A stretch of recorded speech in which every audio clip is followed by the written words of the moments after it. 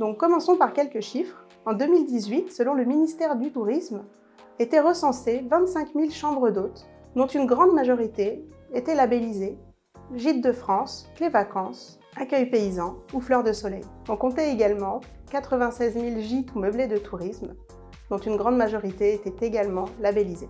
Mais concrètement, quelle différence entre un gîte et une chambre d'hôte? La chambre d'hôte correspond à la location d'une chambre chez l'habitant. Cette chambre peut être située dans votre résidence principale ou dans un bâtiment annexe. Attention, pour rester considérée comme une chambre d'hôte, vous ne pouvez proposer à la réservation que 5 chambres et ne recevoir pas plus de 15 personnes. Il est obligatoire de proposer le petit déjeuner et le linge de maison doit être fourni.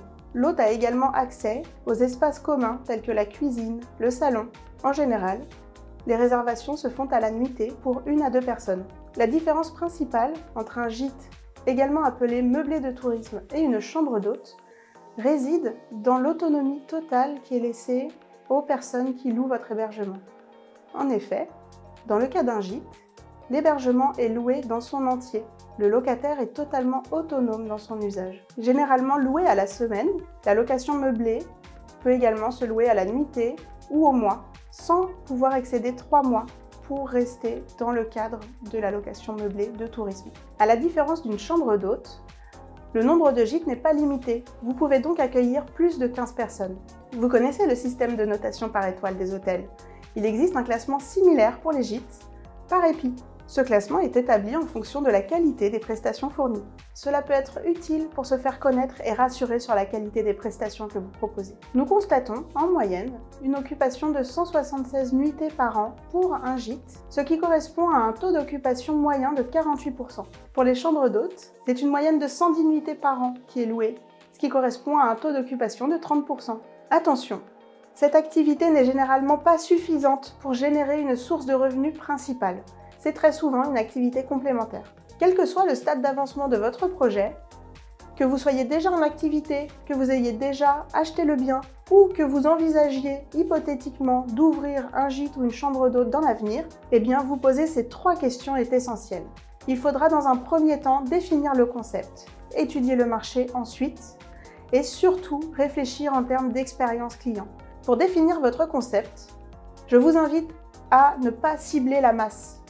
En effet, vous allez vous retrouver en concurrence avec une offre déjà très importante d'hébergement disponible sur le marché.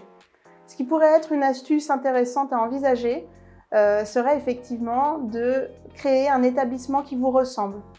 Recensez vos passions, vos valeurs, ce que vous avez à cœur de partager. Construisez un concept autour des spécificités de votre lieu et de vous-même. Vous trouverez ainsi un concept qui vous différenciera des autres acteurs du marché. Étudier votre marché sera essentiel pour vous permettre de choisir la meilleure implantation possible pour votre projet. En effet, le marché arrive à saturation en ce qui concerne les hébergements de tourisme. Donc, adapter votre concept à la réalité locale de votre région d'implantation sera essentiel. Il sera essentiel de réfléchir à l'expérience que vous voulez proposer à vos clients. Que souhaitez-vous qu'ils vivent dans votre hébergement? À quelles occasions auront-ils envie de se rendre chez vous? Quelles activités seront disponibles? Que pourront-ils faire? Les hôtes sont de plus en plus en recherche d'expérience, d'un cadre de séjour agréable et qui leur permettent de vivre des choses qui sortent du quotidien. Gardez en mémoire qu'en moyenne, les propriétaires mettent 18 mois avant de se lancer, entre la recherche du bien, l'installation, la réalisation des démarches, le lancement de l'offre et les premières réservations, sans oublier évidemment les travaux. Il peut se passer beaucoup de temps, il y a beaucoup de choses à prendre en considération.